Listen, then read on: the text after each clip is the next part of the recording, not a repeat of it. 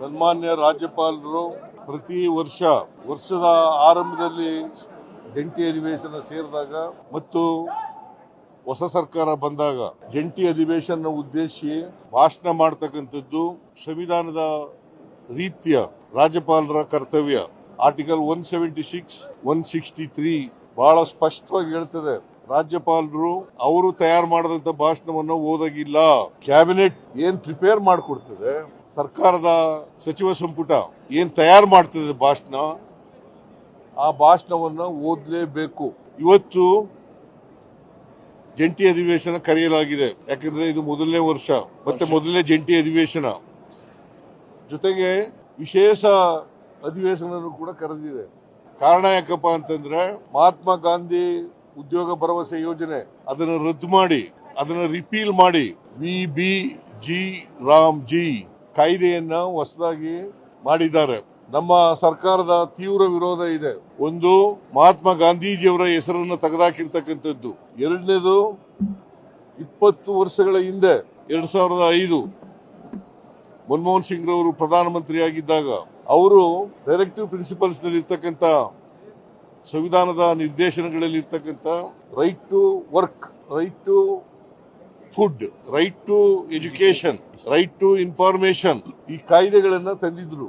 ಉದ್ದೇಶ right to work ಕಾಯ್ದೆ ತಂದದ್ದು ಉದ್ದೇಶ ಏನಪ್ಪಾ ಅಂತಂದ್ರೆ ಹಳ್ಳಿಗಾಡಿನಲ್ಲಿ ಇರ್ತಕ್ಕಂಥ ಬಡ ಕಾರ್ಮಿಕರಿಗೆ ವರ್ಷದಲ್ಲಿ 100 ದಿನಗಳ ಕಾಲ, ಕನಿಷ್ಠ 100 ದಿನಗಳ ಕಾಲ ಉದ್ಯೋಗವನ್ನ ಕೊಡಬೇಕು ಅಂತಕ್ಕಂಥ ಉದ್ದೇಶದಿಂದ. ಇದರಲ್ಲಿ ದಲಿತರು, ಕಾರ್ಮಿಕರು ಮತ್ತು ಮಹಿಳೆಯರು, ಸಣ್ಣ ರೈತರು ಇದರಲ್ಲಿ ಇದ್ದಾರೆ.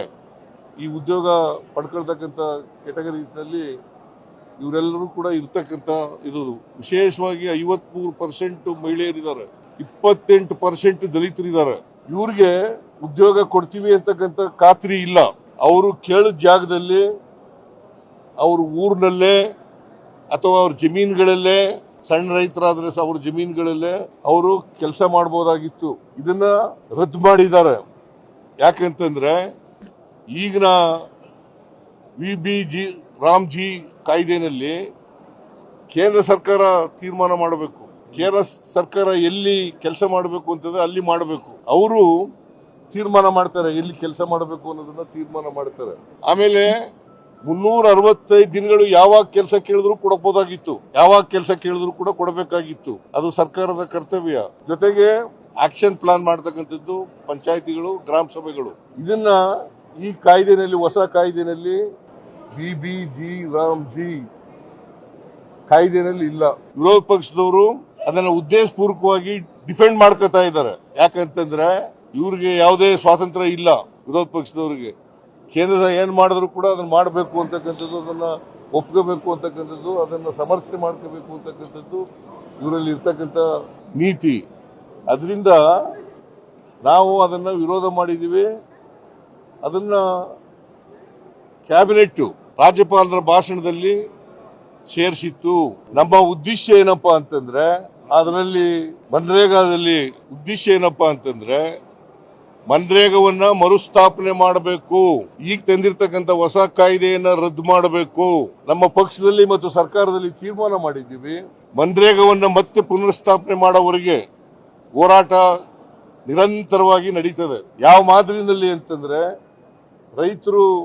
ರೈತ ವಿರೋಧಿ ಕಾಯ್ದೆಗಳನ್ನ ತಂದಿದ್ರಲ್ಲ, ಅವುಗಳನ್ನ ವಾಪಸ್ ತಕೊಂಡ್ರಲ್ಲ, ಅಲ್ಲಿವರೆಗೂ ಕೂಡ ನಾವು ಹೋರಾಟವನ್ನ ಮುಂದುವರಿಸತಕ್ಕಂಥ ಕೆಲಸವನ್ನ ಮಾಡ್ತೀವಿ.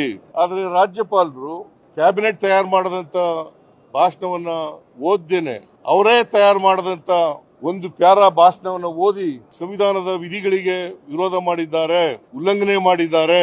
176, 163 ಇಟ್ಸ್ ವೆರಿ ವೆರಿ ಕ್ಲಿಯರ್. ಈ ಶಲ್ ರಾಜ್ಯ shall read the speech prepared by the cabinet of the government. ಇದು ಇರ್ತಕ್ಕಂಥ ವಾಸ್ತವ ಪರಿಸ್ಥಿತಿ. ಇದು ಸಂವಿಧಾನದ ಉಲ್ಲಂಘನೆ ಆಗಿದೆ. ಮತ್ತೆ ಜನ ಪ್ರತಿನಿಧಿಗಳ ಸಭೆಗೆ ಅವಮಾನ ಆಗಿದೆ. ಇದು ಮೊದಲಿಂದ ನಡ್ಕೊ ಬಂದಿರತಕ್ಕಂಥ ಪದ್ಧತಿ. ಸಂವಿಧಾನ ಬಂತವಿಂದ ಅಸೆಂಬ್ಲಿಗಳು, ಪಾರ್ಲಿಮೆಂಟ್ಗಳು ಪ್ರಾರಂಭ ಆದ್ಮೇಲೆ ನಡ್ಕೊ ಬಂದಿರತಕ್ಕಂಥ ಸಂವಿಧಾನ ಬದ್ಧವಾದಂತ ವಿಚಾರ. ಇದನ್ನ ಉಲ್ಲಂಘನೆ ಮಾಡಿದ್ದಾರೆ. ಇದನ್ನ ನಮ್ಮ ಸರ್ಕಾರ ಪ್ರತಿಭಟನೆ ಮಾಡ್ತದೆ. ನಮ್ಮ ಪಕ್ಷ ಪ್ರತಿಭಟನೆ ಮಾಡ್ತದೆ, ನಮ್ಮ MLAಗಳು ಪ್ರತಿಭಟನೆ ಮಾಡ್ತಾರೆ, MLCಗಳು ಪ್ರತಿಭಟನೆಯನ್ನು ಮಾಡ್ತಾರೆ. ಇಡೀ ರಾಜ್ಯದಲ್ಲಿ ನಾವು ಹೋರಾಟವನ್ನು ಹಮ್ಮಿಕೊಂಡಿದ್ದೀವಿ. ರಾಜ್ಯಪಾಲರು ಕೇಂದ್ರ ಸರ್ಕಾರದ ಕೈಗೊಂಬೆಯಂತೆ ವರ್ತಿಸಿದ್ದಾರೆ. ಕೇಂದ್ರ ಸರ್ಕಾರ ಮಾಡಿರ್ತಕ್ಕಂಥ ತಪ್ಪನ್ನು ಮುಚ್ಚಿಕೊಳ್ಳಲಿಕ್ಕೋಸ್ಕರ ರಾಜ್ಯಪಾಲರ ಕೈಲಿ ಬೇರೆ ಭಾಷಣವನ್ನು ಓದಿಸಿದ್ದಾರೆ. ಇದು ಸಂವಿಧಾನ ಬಾಹ್ಯ.